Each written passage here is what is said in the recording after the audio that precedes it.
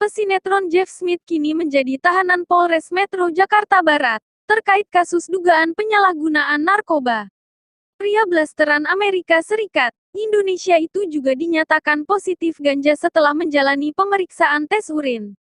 Kepada awal media, pemilik nama asli Mark Jeffrey Smith mengaku mengkonsumsi ganja lantaran kesulitan untuk tidur setelah seharian bekerja. Alasannya karena nggak bisa tidur sih ya, kata pria yang tengah dekat dengan Aisyah Akilah, di Polres Metro Jakarta Barat, Jumat, tanggal 16 April tahun 2021.